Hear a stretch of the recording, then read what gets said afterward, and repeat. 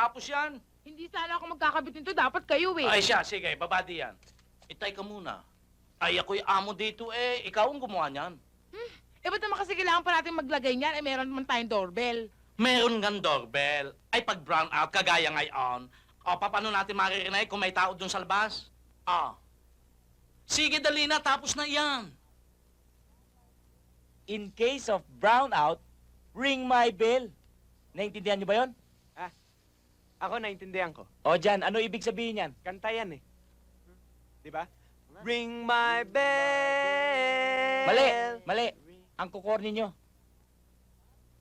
Ang sinasabi dito, pag nawalan ng ilaw, hilahin nyo to.